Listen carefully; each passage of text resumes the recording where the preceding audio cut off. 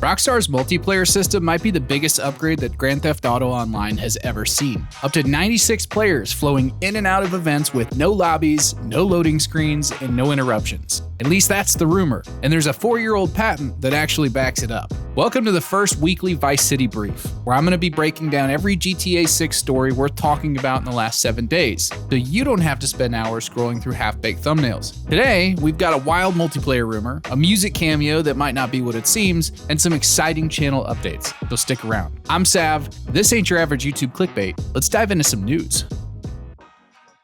Okay, so one of the more underexplained stories this week comes from a French journalist named Fravelis, I don't know how you say it. He claims that GTA 6's online mode is already being tested with 64 player sessions, eventually aiming for 96. I don't think this guy's actually chasing headlines. I think he's usually focusing on back-end tech that nobody else really talks about, and in this case, he's pointing to a pretty convincing piece of evidence, a Rockstar patent from 2021. It's called the System and Method for Managing Sessions in a Multiplayer Network Gaming Environment. Say that 3 times fast. But here's the plain English version for all of you that don't understand what I just said. Instead of one giant session full of players, the system groups you into smaller sub-sessions behind the scenes. Think of it like hanging out in your own little pocket of the world, but if something interesting happens, like a heist or a street race, the game can quickly and seamlessly merge you with other players just for that event. No loading screens, no lobbies, just boom, you're kind of there. And once that event ends, the system sends everyone back to their respective worlds. So I broke this down into some reasons that this could be a really good thing,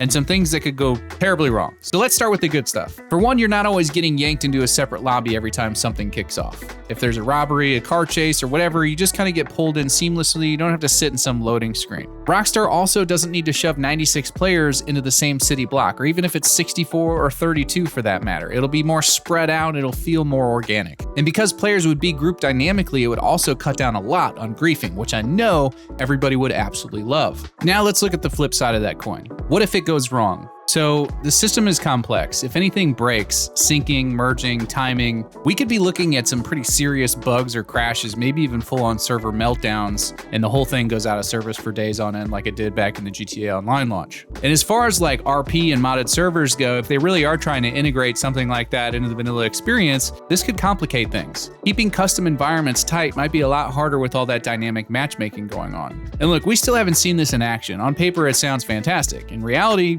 we'll see. If it works, this could change how Grand Theft Auto handles online play forever, but if it doesn't, we might be back in cloud limbo like we were in 2014. Okay, so let's talk about that Travis Scott music video. So if you don't have a pulse or you haven't been paying attention to the GTA 6 news for the past week, you wouldn't know that there was a Florida-style license plate on the back of one of the cars in his music video that read GTA VI 6 or GTA 6'6". And as we do, the GTA community went absolutely nuts over it, and now we have all these crazy theories. So my take on this, first and foremost, is that this could be anything. Travis Scott might just be excited about GTA 6, or heck, even the guy that owns the car might just be a GTA fan. Now let's be honest here, this would be a genius way to farm more clicks on your music video. What could be a bigger boost right now than the tap into the conspiratorial realm of the GTA community? Now on the flip side of that, it's not crazy to think that Travis Scott might be involved in the game somehow, especially considering what Jermaine Dupri said in a recent interview on the new Rory ML podcast. He said that Rockstar approached him about contributing to Grand Theft Auto, and he said that Drake would have his own in-game radio station. He went on to explain that this would let Drake upload unreleased tracks directly to the game, creating a space for exclusive music debuts inside the world of GTA. Dupri never actually mentioned GTA 6 by name, but it's pretty obvious that GTA 6 is what he was referencing. Now, everybody kind of knows about this story by now, so that's not anything new. But here's something that I don't think people are really considering. The idea of uploading never-before-heard music is something that we've never seen from Rockstar before, especially real-time in-game. But here's what's interesting, because Rockstar's job listings seem to back this up. They've been hiring mobile app engineers and media streaming developers tied to in-game systems. That to me points to something bigger than just updated radio station. It's actually quite possible that GTA 6 is building its own hybrid between a social platform and a streaming app. Think less FM radio and more like Spotify or Apple Music, only inside the game. Artists like Drake might be able to push new songs straight into the world, maybe even exclusive drops that you can only hear while logged into GTA 6. And this might not just stop with music. This is where it gets really interesting, because Rockstar's listings for mobile platform roles hint at a real-time integration with your actual phone. So even when you can't play the game, you can still be in the world, either managing property, messaging other players, maybe even tuning into your favorite in-game podcast or scrolling through a Life Invader style feed full of NPC reactions to player shenanigans going on in the world. It could be a goldmine for quote-unquote content creators that do reaction videos, or content goblins as I call them. We could even begin to see crazy stuff like mini-games on your phone, a live trading market that was teased in GTA 5, or even a knockoff Tinder for the lonely bros frequenting the ladies of the night. As funny as that sounds, I can absolutely see Rockstar taking any opportunity to keep you fully connected to the world, even when you're not playing. Whether it's music, missions, property management, or social media, they want you engaged 24/7. Think Spotify, Instagram, and Twitter, but all built into the same GTA ecosystem. Anyway, I've got a full video on that coming soon that dives way deeper into all of this. I just wanted to point something out. This is all pure speculation, of course, but some version of this at least seems plausible to me. Maybe you guys disagree, let me know in the comments. Okay, I want to do a quick check on Take-Two Interactive stock. It is currently sitting at $237.70, and over the last 90 days, it's been trending steadily upward. Nothing major on the business side this week,